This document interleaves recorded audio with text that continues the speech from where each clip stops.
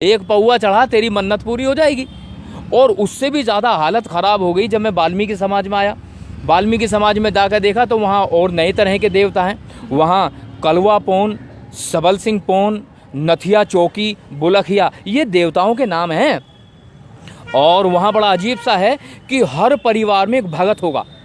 भगत समझते हो? भगत वो होता है जो ईश्वर की स्तुति करते हुए और मंत्र पढ़ता है और बीमारियों का इलाज करता है। तो वाल्मीकि समाज में एक ऐसी धारणा है कि अगर बुखार हो गया तो बुखार होने पर बच्चे को डॉक्टर के पास नहीं ले जाना। क्या करना है? शाम को एक चौकी लगेगी, चौकी पे भगत बैठेगा, भगत ज्योति जलाएगा और बैठने से पहले दारू पिएगा और सुअर का मीट खाएगा। उसके बाद वो सिर ऐसे हिलाएगा। वो लोग पूछेंगे क्या हुआ, कि ये कलवा पौन आ गए। कलवा पौन का देवता है उनके, कलवा पौन। वो ऐसे गर्दन हिलाएगा और पूछेगा बताओ क्या बात है। तो उससे लोग पूछेंगे कि बाबा जी ये जो मेरा बेटा है इसे बुखार आ रहा है। बुखार आ रहा है? बुखार तो आएगा ही, रड़क आ रही है। कि बाबा कौन सी रड़क है? अबे तूने 6 महीने से बच्चा करा। कोई बच्चा करने का मतलब एक छोटा सा सुअर का बच्चा, उसको काटेंगे, उसकी बलि चढ़ाएंगे, फिर उसका मीट बनाएंगे और दारू पिलाएंगे इसे कलवा पौन को। तो तूने 6 महीने से बच्चा करा कोई? कि नहीं करा। तो चल बच्चा कर तब होगा। उस बच्चे को करने में कम से कम 5,000 रुपये का खर्चा होता है। और अगर 5,000 रुपये खर्च करने के बजाय वो 100 रुपये डॉक्टर के ऊपर खर्च करता तो बच्चा जल्दी ठीक हो सकता था। और 5,000 रुपये वहाँ खर्च। अच्छा, 5,000 रुपये हो सकता है वो कर्जा लेकर के आया हो। तो उससे क्या हो रहा है? एक तो धार्मिक अंधविश्वास है। धार्मिक अंधविश्वास के चलते हुए रूढ़िवादिता बढ़ गई है। रूढ़िवादिता बढ़ते हुए अशिक्षा की तरफ समाज जा रहा है। अशिक्षा के चलते हुए आर्थिक स्थिति कमज़ोर हो रही है। मतलब ये हुआ पूरा का पूरा अंधकार, अंधेरा है पूरा। अंधेरा कुछ इस कदर है। एक और बात बताता हूँ, बड़ी गंभीर बात है। हमारे यहीं गाज़ियाबाद के आसपास एक गांव है, सिकंदराबाद के आसपास गांव। तो यहाँ एक त्यौहार मनाया जाता है, विशेष रूप से चमारों में।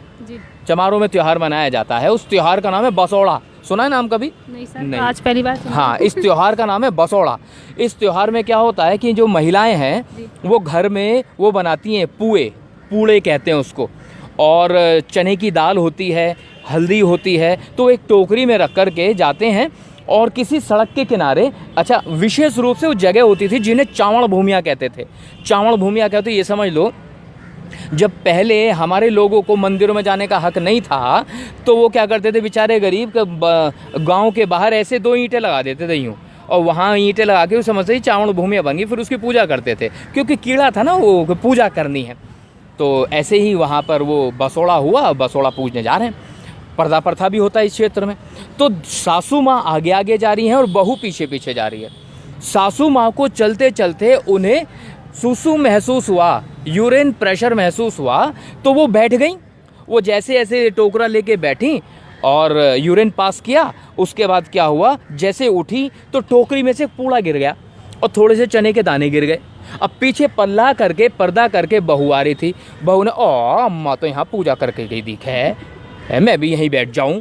तो वो पीछे से आई और उसने भी एक पूड़ा वहाँ रख दिया, कुछ चने की दाल डाल दी और वो कुछ हल्दी डाल दी। पानी तो पहले से पड़ा, मैं भी थोड़ा सा पानी डाल दूँ। उसने पूड़े भी डाल दिए, चने की दाल डाल दी। अम्मा वहाँ पेशाब करके गई थी लेकिन उसने पूजा कर दी। गाँव के सारी महिलाएं पीछे आ रही थी, अरे यहाँ भी पूजा हो रही है। तो उन्होंने वहाँ पर उसकी पूजा करनी शुरू कर दी। तो मेरे जैसा एक बंदा देख रहा था, उसने कहा तुम पागल हो गई हो, देख भी रही हो क्या हुआ? वो बूढ़ी अम्मा यहाँ पर पेशाब करके गई थी, तुमने यहाँ पूजा कर दी। अच्छा, तो एक पागल आदमी खड़ा था। अच्छा, उसने अगले दिन वहाँ 2 ऐसे ईंटें लगा दी और एक फ्लैक्स लगा दी, उस पर लिखा था मूतनी माता का मंदिर। और वहाँ ढोलक बजाई जाने लगी, वहाँ मंजीरे बजाने लगे और वहाँ तो आरती उन्होंने जयकारा मूतनी मैया का, बोल सच्चे दरबार की जय। तो ये हाल है इस समाज का। तो धार्मिक अंधविश्वास किस कदर हावी है, तो इसे आप केवल इसी बात से समझ सकते हैं कि इसे कहते हैं मानसिक गुलामी। लेकिन सर आपने ये बोला शिक्षित आज पहले की जनरेशन नहीं होती थी, लेकिन आज की जनरेशन शिक्षित है, लेकिन फिर भी वो मंच में जाती हैं, बाबा साहब का नाम लेती है और हाथों में धागा पहन के आते हैं। मैं एक बात यहाँ बड़े क्लियर करना चाहूँगा। बाबा साहब ने कहा था शिक्षित बनो और शिक्षित करो। ये जिन्हें आप शिक्षित कह रहे हो ना, ये शिक्षित नहीं है, ये तो पढ़े लिखे हैं। ये लोग वो पढ़ कर के आए हैं जो किताबों में लिख दिया, और जो किताबें लिखी गई हैं वो तो मनुवादी लोगों ने लिखी हैं। आप ये बताओ, किताबों में भगत सिंह मिल जाएगा, उधम सिंह नहीं मिलता।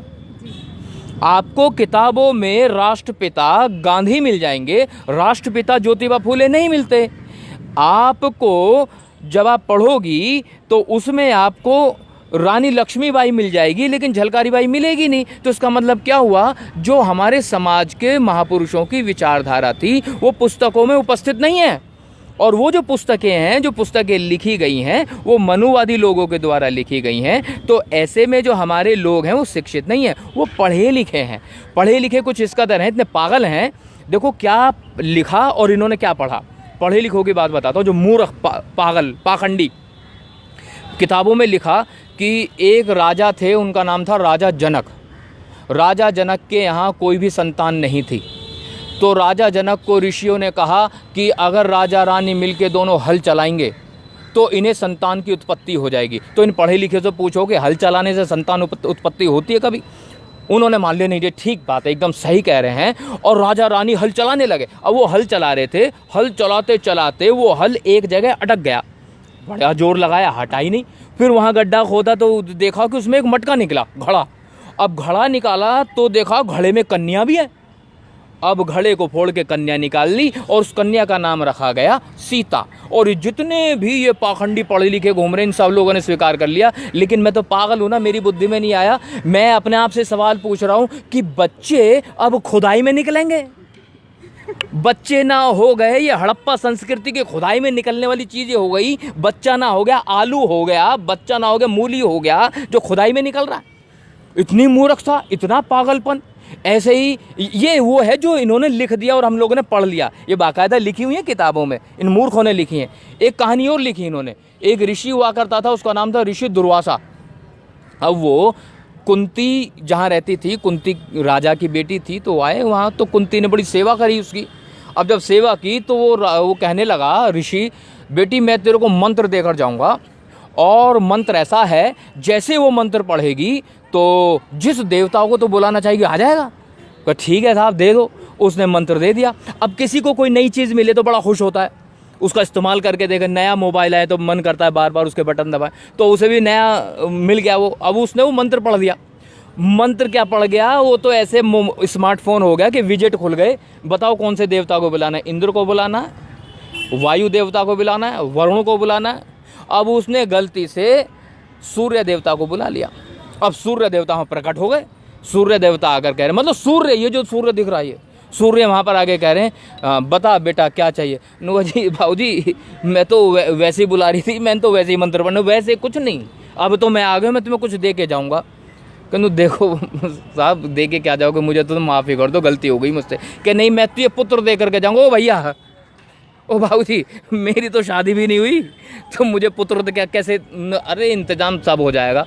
उसने ना जाने कौन सा मंत्र पढ़ा, सूर्य देवता ने ना जाने कौन सा, मतलब कौन सी औषधि लगाई, एलोपैथिक लगाई, होम्योपैथिक लगाई, ईरानी के साथ यूनानी भी पेल दी, और कुंती के कान में से एक बच्चा पैदा हुआ, कान में से।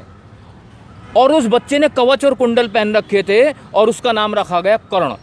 तो मैं ये पूछ रहा हूँ भाई, पढ़े लिखे लोगों, पागल हो, मतलब बच्चों ने पैदा होने की जगह बदल दी।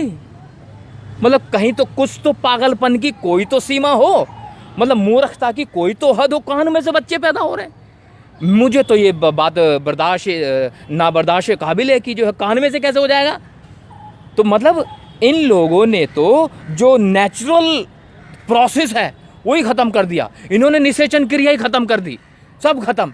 तो मैं ये कहना चाह रहा हूँ, जो पढ़े लिखे लोग हैं, जो समझदार लोग हैं, इन्हें कम से कम विज्ञान पे भरोसा होना चाहिए। इन्हें भरोसा होना चाहिए अपनी मस्तिष्क पर, क्योंकि बुद्ध ने कहा है किसी बात को इसलिए मत मानो कि वो किताबों में लिखी है, किसी बात को इसलिए भी मत मानो कि जो है बड़े बुजुर्ग कह रहे हैं, किसी बात को इसलिए मत मानो कि आसपास की दुनिया कह रही है, किसी बात को इसलिए मानो कि आपकी बुद्धि की कसौटी पर सही उतरती तो मान लो, और अगर बुद्धि की कसौटी पर सही नहीं उतरती तो मानना बिल्कुल मूर्खता है। तो इसे जो आपने कहा ना, जैसे पढ़े लिखे लोग ज़्यादा मान रहे हैं, हाँ मान रहे हैं, क्योंकि उन्होंने वो पढ़ा है जो दूसरे मनुवादियों ने लिखा है। तो मैं ये कहना चाह रहा हूँ, जिस दिन हमारे देश में महात्मा ज्योतिबा फूले को पढ़ाया जाएगा, भगवान गौतम बुद्ध को पढ़ाया जाएगा, माता सावित्रीबाई फूले को पढ़ाया जाएगा, पेरियार ईवी रामास्वामी नायकर को पढ़ाया जाएगा, सरदार उधम सिंह को पढ़ाया जाएगा और बाबा साहब को पढ़ाया जाएगा, संत शिरोमणि कबीरदास को पढ़ाया जाएगा, संत शिरोमणि रविदास को पढ़ाया जाएगा, संत शिरोमणि तुकाराम को पढ़ाया जाएगा, संत गाड़गे को पढ़ाया जाएगा, तब कहीं जा कर के इस समाज में परिवर्तन की आप उम्मीद कर सकते हो। क्योंकि अभी जो पढ़ा लिखा समाज है केवल वही पढ़ रहा है जो लिखा गया है। अभी तो हमारे समाज में लिखने वाले ही पैदा नहीं हुए। मैं तो निवेदन करूंगा आपके चैनल के माध्यम से, जितने भी अपने आप को विद्वान समझते हो कि लिखना शुरू करो, इतिहास बदलो। इस देश का जो सच्चा इतिहास है वो सबके सामने आना चाहिए, ताकि हमारे समाज के लोगों को हमारे महापुरुषों की विचारधारा के बारे में पता लग सके।